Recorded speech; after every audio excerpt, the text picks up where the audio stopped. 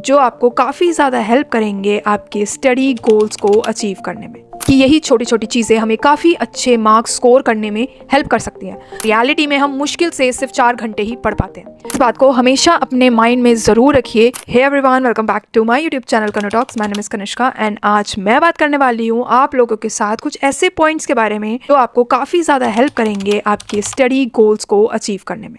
अब हम सब में से कईयों में ऐसी आदतें होती हैं कि हम पूरे साल ना पढ़कर जो एंड में हमें प्रिपरेशन के लिए डेज दिए जाते हैं उसके अंदर ही पूरे सिलेबस को कंप्लीट करने की कोशिश करते हैं। क्योंकि ज़्यादा सिलेबस होने के कारण हम काफ़ी सारी स्टडीज़ को लेकर छोटी छोटी चीज़ों को इग्नोर कर देते हैं, समझे बगैर कि यही छोटी छोटी चीज़ें हमें काफ़ी अच्छे मार्क्स स्कोर करने में हेल्प कर सकती हैं।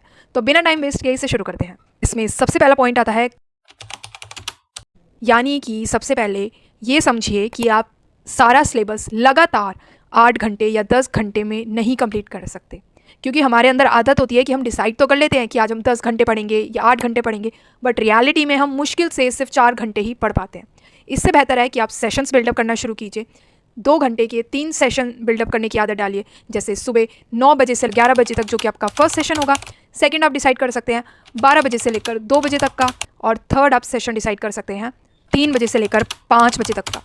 जब आप इस तरीके से सेशंस बिल्डअप कर लेते हैं तो आपको इसके दौरान बीच में सफिशिएंट ब्रेक लेने का भी टाइम मिलता है, जिससे आप फ्रेश रहते हैं, एक्टिव रहते हैं, और इन सेशंस में जब आप ऐसे पढ़ाई करते हैं तो आप काफ़ी फोकस के साथ पढ़ पाते हैं।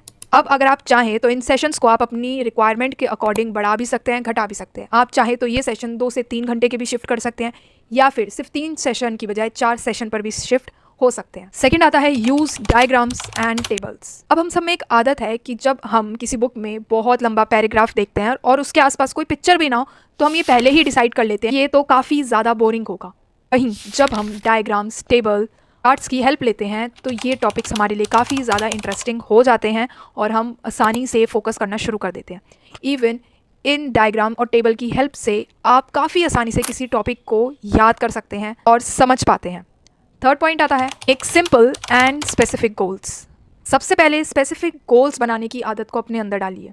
अब हम सब क्या करते हैं कि हम डिसाइड कर लेते हैं कि भाई हम तो टॉप करेंगे, और फिर ये बोल देते हैं कि हम तो अच्छे नंबर लेकर आएंगे। उस अच्छे नंबर को डिफाइन कीजिए कि आपके लिए ये अच्छे नंबर एक्चुअली में क्या है, 70%, 80%, 90%। और फिर ये डिसाइड कीजिए कि मेरा जो गोल है वो ये है कि मुझे ये स्पेसिफिक परसेंट को अचीव करना है। हर सब्जेक्ट के लिए भी नंबर को क्लियरली डिफाइन कर दीजिए। अगर मुझे इतने परसेंट नंबर को अचीव करना है तो मैं इस सब्जेक्ट के अंदर इस नंबर से कम नंबर को अफोर्ड कर ही नहीं सकता। तो याद रखिए कि आपका गोल जितना ज़्यादा क्लियर होगा आप उतने ही फोकस के साथ अपने काम को पूरा कर पाएंगे। Social media detox. हम लोग डिसाइड कर लेते हैं कि अब से तो भाई मैं सोशल मीडिया बहुत कम चलाऊँगा या कम चलाऊँगी, लेकिन हम जब सोशल मीडिया देखते हैं तो हम रुकते ही नहीं हैं, हमारी स्क्रोलिंग लगातार होती ही रहती है। इससे बेहतर है कि अपने एग्ज़ाम्स के टाइम या स्टडी के टाइम सोशल मीडिया डिटॉक्स पर चले जाएं। आई नो कि सोशल मीडिया डिटॉक्स के अंदर आपका यूट्यूब यूज़ करना भी अलाउड नहीं होता, लेकिन बेहतर है कि आप अपने सारे सोशल मीडिया अकाउंट से लॉग आउट कर दीजिए और यूट्यूब पे भी सिर्फ लेक्चर रिलेटेड चीज़ें ही देखें और सिर्फ उन लोगों से कनेक्ट हुए जो आपके एग्ज़ाम्स में आपकी हेल्प कर सकते हैं। नेक्स्ट आता है रिवीजन सेशन। अब ये पॉइंट आपके लिए काफ़ी ज़्यादा इंपॉर्टेंट है, क्योंकि अगर आप इसे स्किप करेंगे तो हायर चांसेस है कि एंड मोमेंट में आपने जितनी प्रिपरेशन कर रखी होगी, आपने जितना याद किया होगा, आप सब भूल जाएंगे। अब हम सब में ये आदत है कि हम ये डिसाइड कर लेते हैं कि हम इस दिन ये पढ़ेंगे, नेक्स्ट डे ये प्रिपेयर करेंगे, थर्ड डे ये कंप्लीट करेंगे।